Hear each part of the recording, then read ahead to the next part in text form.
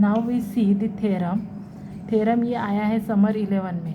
Prove that a solution of P D E D minus M D dash into Z is equals to 0 is Z is equals to F of Y plus M X where F is arbitrary constant. Means ये जो P D E दिया है partial differential equation, इसका solution ये होता है, ये हमें बताना है। तो उसके लिए क्या किया, गिवन इक्वेशन जो दिया था वो कंसीडर किया, उसको 1 नाम दे दिया। अभी ये दोनों डी से फिर इसको मल्टीप्लाई किया है, देखो डी से इन दोनों को मल्टीप्लाई किया तो हमें मिल गया D Z minus M D dash Z is equals to 0। But D Z is equals to P होता है, इसके पहले ही हुआ है D Z is equals to P होता है और D dash Z is equals to Q होता है। मीन्स क्या हो गया, P minus M Q is equals to 0। यहाँ पे वैल्यू अगर डालते हैं, डी की वैल्यू डाली और डी डैश की डाली तो हमें मिलता है P minus M Q is equals to 0। ठीक है, फिर p मीन्स क्या होता है 1p प्लस किया और माइनस m को ब्रैकेट में डाला और q is equals to 0। This is the first order pd in the form. इसको ही देखो, ये p है तो ये 1 को हम कैपिटल P बोल देंगे और इसको बोलेंगे कैपिटल Q। तो ये हमें इस फॉर्म में मिल गया pp plus Q is equals to r। तो इसका ऑक्सिलरी इक्वेशन क्या होगा,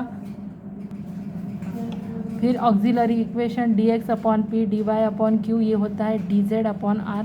तो वही वैल्यू डाल दी तो इसे 2 बोल दिया।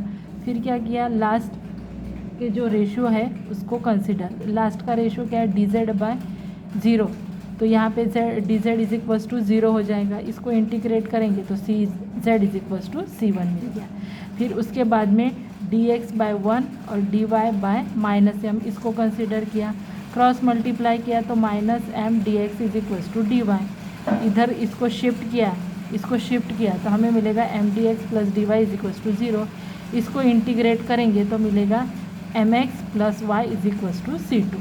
ये 2 हो गया। Therefore the solution of equation 1 is c1 is equals to F c2। c1 is equals to F c2 means क्या हो गया, z is equals to F of y plus ये होता है ना, c1 इज इक्वल्स टू, ये solution होता है, ये फॉर्मूला है, इसमें आप वैल्यू सिर्फ डाल दो। c1 की वैल्यू z है और c2 की वैल्यू है ये M X Y plus M X. वही तो हमें चाहिए था। सिंपली इसमें कुछ नहीं किया है, जो इक्वेशन दिया था वो लिख डाला। वो लिखने के बाद z से मल्टीप्लाई करके सेपरेट किया है।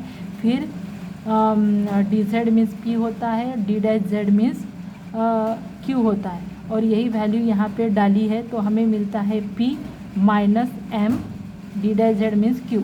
ये मिला। यहाँ इसका कोएफिशिएंट 1 है, इसको सिर्फ ब्रैकेट में डाल दिया और प्लस करके इस फॉर्म में इक्वेशन लाए तो p की वैल्यू होती है 1, q की वैल्यू होती है माइनस एम।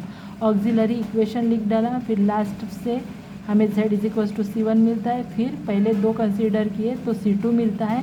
और जो इक्वेशन स्टैंडर्ड इक्वेशन हम लोग ऐसे ही लिखते थे c1 is equals to F c2, तो c1 और c2 की वैल्यू डाल दी तो हमें हमारा ये वाला थ्योरम प्रूव हो गया। उसके बाद में नेक्स्ट है prove that 1 upon D minus M D dash 1 upon D minus M D dash F of x comma y is equals to integration f of x comma minus mx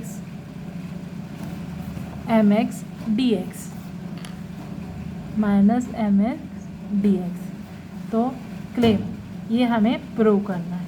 तो let z is equals to क्या लिया, ये z is equals to इस पूरे left hand side को z बोल दिया। z is equals to 1 upon D minus M D dash F of X comma Y. ठीक है, फिर क्रॉस मल्टीप्लाई किया तो ये आ गया। फिर z से मल्टीप्लाई किया तो ये आ गया। अगेन हमने क्या किया, D Z is equals to P और D dash Z is equals to Q डाल दिया तो हमें ये वाला इक्वेशन मिल गया F of X comma Y.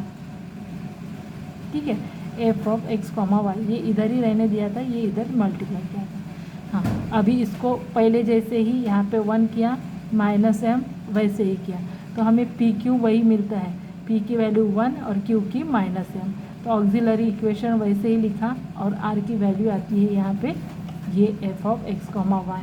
अभी कंसीडर किया पहला और दूसरा कंसीडर किया, तो वही क्रॉस मल्टीप्लाई वगैरह किया, माइनस एम डी एक्स, फिर लाया तो y इज इक्वल्स टू इसके पहले में जैसे आया था एम एक्स और यहाँ पे y प्लस सी, तो y इज इक्वल्स टू होता है c माइनस एम एक्स।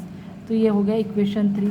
अब इसके बाद में पहला और तीसरा कंसीडर किया, ये कंसीडर करने के बाद यहाँ पे क्या किया, पहला और कंसीडर किया और यहाँ पे y की वैल्यू डाल दी, y की वैल्यू डाल दी यहाँ पे c माइनस एम एक्स। तो यहाँ पे हमें ऐसे मिला y की value c minus M X. ठीक है, तो D Z is equals to क्या होता है, क्रॉस मल्टीप्लाई किया तो D Z is equals to ये मिलता है। इसको इंटीग्रेट करेंगे तो z is equals to integration of F of X comma C minus M X D X. लेकिन z इज इक्वल्स टू क्या होता है, वही डाल दिया, z is equals to 1 upon D minus M D dash F of X comma Y is equals to integration of ये और D X. ही इज प्रूव्ड। उसके बाद में है प्रोसीजर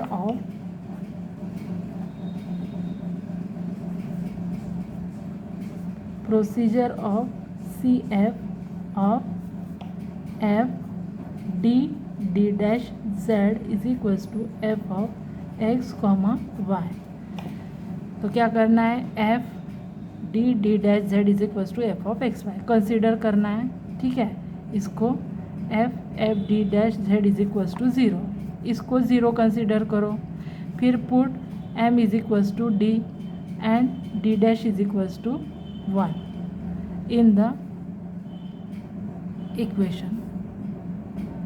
ठीक है, m इज इक्वल्स टू 0 है, आई थिंक 0 है ये, हाँ। तो m इज इक्वल्स टू 0 और d dash is equals to ये, तो इसमें डालते हैं, इसमें डाल दिया तो हमें मिलेगा f of m1 is equals to 0। This is called auxiliary equation. By solving this auxiliary equation we will get the value of m in the form of m1। ये ऑक्सिलरी इक्वेशन हो गया, इसको सॉल्व करेंगे तो हमें m की value मिलेगी m1 m2 इस फॉर्म में मिलेगी। In the above root are distinct then general solution of equation. अगर ये डिस्टिंक्ट अलग अलग होते हैं तो इसका जनरल सॉल्यूशन होता है z इज इक्वल्स टू, इसके पहले भी हम सी एफ निकालते थे, अलग अलग रहा तो c1 e to the power of something plus m1x वगैरह वो थे ना, तो ये ऐसे करना है f1 y m1x plus f2 y m2x plus dash dash dash fn y mnx। Where जितने आपके m1 m2 लिखेंगे उतने आपके ये सॉल्यूशन आएंगे। इसके बाद में हम लोग एग्जाम्पल नेक्स्ट टाइम देखेंगे।